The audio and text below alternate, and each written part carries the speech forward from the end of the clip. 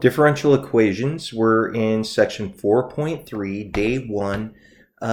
We're dealing with linear homogeneous differential equations, and we left off, and this looks a little bit different from the first video, but we showed that if you were to solve the quadratic equation when you assume that you have a general equation of y equals e to the mx, if you were to make that assumption and get a quadratic, get two complex solutions, we saw that in general you would have an answer that would look something like this: C1 e alpha x times e to the beta ix plus C2 e to the alpha x times e to the negative bix.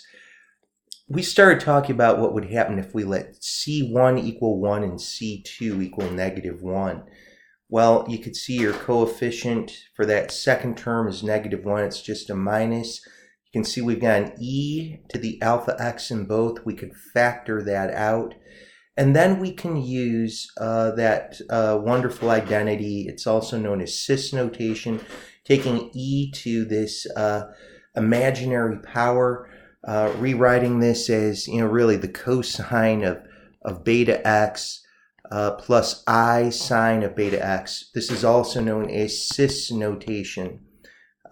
Cis is cosine and I times sine. But then of course we'd have a minus, and we'd have cosine of opposite beta x minus I sine of negative beta x. But we know cosine is even. That's what we have right up here. Sine is odd. So the cosine of a negative angle is the same thing as the cosine of the angle itself. With the sine of a negative angle, of course, that's going to just have a negative come out. So that's really what we have right here. This negative for the sine jumps out, turns into a plus I sine beta x. And, here you have a negative cosine beta x, which will cancel with this positive one. End of the story, you're going to have e alpha x times 2I sine of beta x. So this is, in fact, one of your answers you could get if you so choose your constants. Now, remember in the previous video, we also saw that if we selected our C1 and C2 to equal 1, and that would lead to something very similar. You'd have an e alpha x 2 cosine beta x.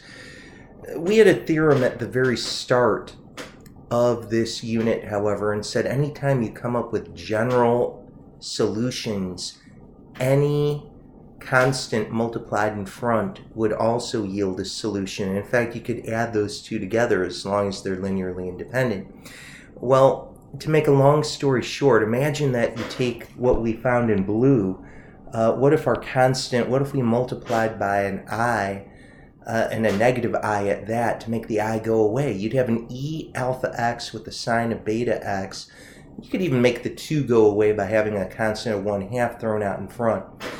So you'd have an e alpha x sine of beta x. Over here, you'd have an e alpha x cosine beta x. Honestly, this is the most important thing that you want to know when you get two complex solutions from that quadratic form. This is what you're going to have for a general solution: e to the alpha x, parentheses, C1 cosine beta x plus C2 sine of beta x. Let's jump in.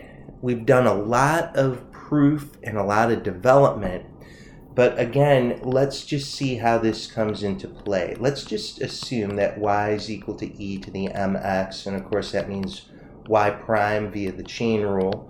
We'd have this, and y double prime, we'd have another chain rule. We'd have this, and and when you substitute these derivatives in, of course, and by the way, you're going to get to a point where you won't even have to show this, but this is the whole rationale behind this. If you divide everything by e to the mx, you're left with this quadratic, right? And that's honestly where we even start. Like in the future, you'll just say, hey, I'm assuming a general form of e to the mx is a solution. If that's the case, I get this quadratic. This will factor into m minus 4, m minus 1, leading us to m equals 4 and m equals 1 with the zero product property.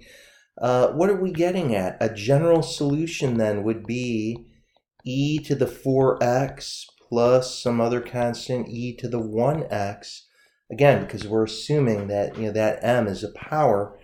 And there you have it. That's an answer to your homogeneous differential equation. You can certainly confirm it.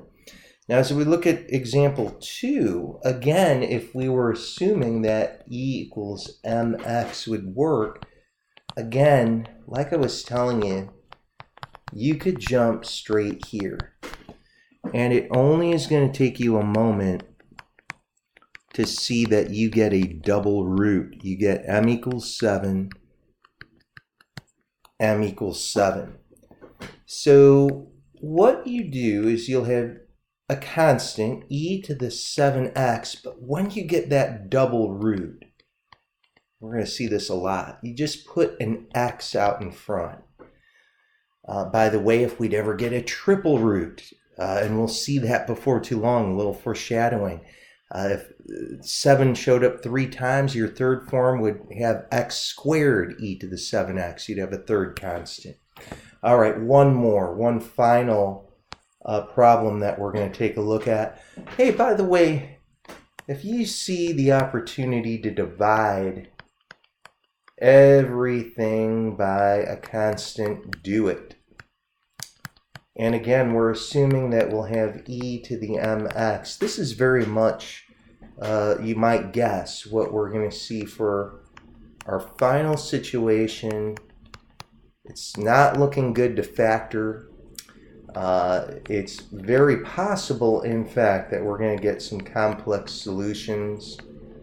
In fact, we will. What you're going to see is you'll have opposite b plus or minus the square root of b squared minus 4ac all over 2a. So what would m equal? Well, a negative b. Well, a negative b would get you to 4 plus or minus. Well, b squared, well, that's going to be a 16 minus a 4 times 1 times 13 all over a 2 times 1. 4 times 13 is 52. And 16 minus 52, let's see, I think that's negative 36, isn't it? So this is going to become 4 plus or minus a 6i all over a 2. And this is really saying that your m could be, divide both of these by 2, you get 2 plus or minus 3i. Here's your alpha, here's your beta.